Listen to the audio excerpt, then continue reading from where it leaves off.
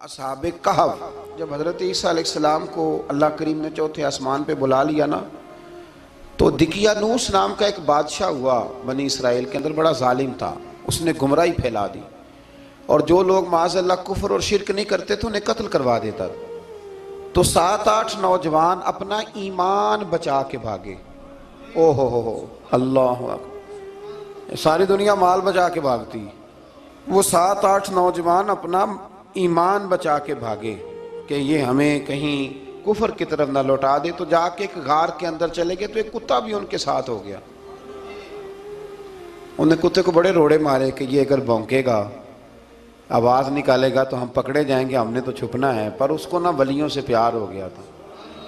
उसने कहा भगाओ जितना मर्जी मुझे, फितरत मेरी है कि मैं भौंकता हूँ, पर जब अल्लाह के वली हों तो फिर मैं अदब करता हूँ। ये कुरानी वाक़या।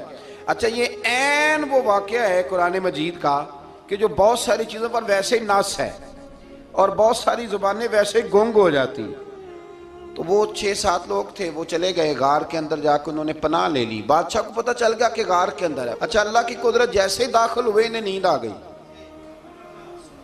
ये सो गए। और कुरान मजीद कहता है, कुरान मजीद के ये लफ्ज़ हैं कि कुत्ता गार के मुंह पर बाजू फैला के बैठ गया, गोया अपने मालिकों की खिदमत कर रहा है। अब मियाँ साहब की एक बात कर लें दरमियान में। मियाँ साहब फरमाते हैं, जिन्हां तना विच इश्क न रचिया, कुत्ते होना थी चंगे, और चलो मालिक दे कर राखी कर दे, साबर भूखे नंगे।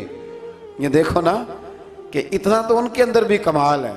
अपने ना दोनों बाजू फैला के, कुत्ता भी गार पे बैठ गया। इनको नींद आ गई। बादशाह ने पता कराया, कहाँ भाग के गए? तो कहा वो गार के अंदर है। बादशाह कहने लगा कि इनकी सजा ये है कि एक दीवार चुन दो गार के मुंह में, गार कोई बंद कर दो। जिस बंदे की ड्यूटी लगाई ना गार चुनने की, बंदा बड़ा नेक था, इसको दीवार बनाने का जिम्मा दिया। उसने ना दीवार भी बनाई और एक तख्ती पे ना सब के नाम लिखे, और वो तख्ती एक संदूक में रख के वहां बंद कर दी। और उसी तरह की एक तख्ती, उसके नीचे लिखा कि एक तख्ती इनके नामों की ना मैं माले खजाना में भी बंद कर रहा हूं। अल्लाह तबारक व तआला की कुदरत के 300 साल तक सोए रहे।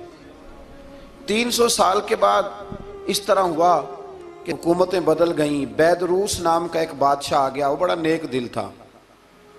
उसने हर तरफ हज़रत ईसा अलैहिस्सलाम की शरीयत का फिर से नारा बुलंद किया। अब ना कुछ लोग ऐसे थे जो मुनकर हो गए थे कि मरने के बाद दोबारा कैसे उठेंगे।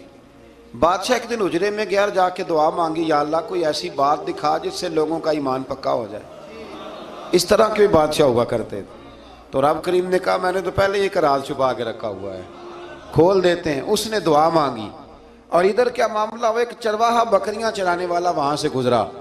उसने सोचा ये दीवार है, अगर इसका मुंह खोल लूँ ना कभी, तो मेरी बकरियां यहाँ थोड़ा सा धूप के अंदर सस्ता लिया करेंगी। उस चरवाहे ने क्या किया कि उसने वो दीवार गिराई ताकि मेरी बकरियां अंदर जाया करें। वो दीवार गिराई तो उसने अंदर 6-7 लोग सोए हुए देखे और कुत्ता भी सोया हुआ देखा।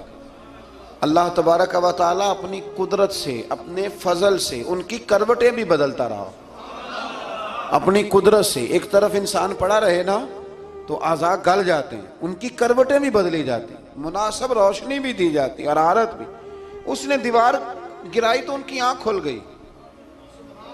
एक दूसरे से कहने लगे, आज तो बड़ी गहरी नींद सोए हैं यार, आज तो लंबी नींद ही पूरी कर ली, चलो भूख बड़ी लगी है, एक दोस्त को भेजो। ये सारा वाक़या कुरान मजीद में मौजूद है, मैं अपने लफ्ज़ों में बयान कर रहा हूँ। जाओ एक दोस्त को भेजो बाजार से ना खाना ले आए, पैसे वही 300 साल पुरानी करेंसी। वो जब नान भाई की दुकान पे गया ना सामान लेने, उसको पैसे दिए तो नान भाई ने हाथ पकड़ लिया, कहने लगा, मियाँ तू किधर से आया, ये कौन से पैसे? उसने कहा, पैसे काहे के, मैं भी सोच रहा हूँ कि हालात बदले बदले हैं, सारे हजरत ईसा का कलमा पढ़ रहे हैं, माहौल और है। उसने कहा, तेरे हाथ कोई खजाना लग गया है। ये तो हम नाम सुनते थे कि यहाँ कोई दिकियानूस नाम का बादशाह है, कोई खजाना, बता कहाँ से लिए। शोर हुआ, हाकिम शहर तक खबर पहुंची, बादशाह तक पहुंची। उसने बताया कि भाई हम तो दिकियानूस के डर से भागे हैं, कल भागे हैं या आज सवेरे, इतना ज्यादा हमें पता नहीं, कल या आज सवेरे बस ना। इतना सा हमें याद है कि हम गए थे, बहरहाल लोग जमा हो गए, इकट्ठे हो गए, गार तक पहुंचे। अब जो गार के अंदर थे वो पता कहते कहते लगता है हमारा दोस्त पकड़ा गया है। अब पकड़ा गया है तो अब बंदे जमा हो, वो अंदर डर रहे थे, तस्बीह कर रहे थे, अल्लाह को याद कर रहे थे। इधर ये पहुंच गया जब उन लोगों ने ये जीता जागता रब के फजल का नमूना देखा और बादशाह ने कहा कि ये क्या है। संदूक खोला तो उसके अंदर वो तख्ती लिखी थी कि ये इनके नाम है, ये दिकियानूस से डर के भागे हुए हैं, यहाँ ये सो रहे हैं और इसी की एक तख्ती मैंने फलां जगह भी दफन किया, वो तख्ती भी वहां से निकल आई। अब सब लोगों की आंखों में आंसू आए और सब कहने लगे ला इलाहा इल्लल्लाह, ला इलाहा इल्लल्लाह, ला इलाहा इल्लल्लाह। सब कहने लगे इन्नल्लाह अला कुल्लि शैइन कदीर।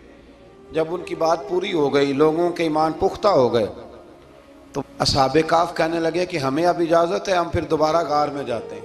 वो गार में गए तो रब ने फिर उन्हें मौत अता फरमाई, नींद अता फरमाई, तोहफा दिया। बादशाह ने फिर उसके आगे दीवार बनाई और वहाँ बादशाह ने एक मस्जिद तामीर करा दी, लोग ज़ियारत करने जाते। ये असहाबे काफ का जिक्र है। अब यहाँ हमारे मुफस्सिरीन ने लिखा है कि वो जो कुत्ता था ना, वो भी साथ ही था। अल्लाह क़यामत वाले दिन उसे इंसानी, या तो इंसानी शक्ल मिलेगी या जैसे रब का फजल होगा रब करीम उसे भी जन्नत अता फरमाएगा।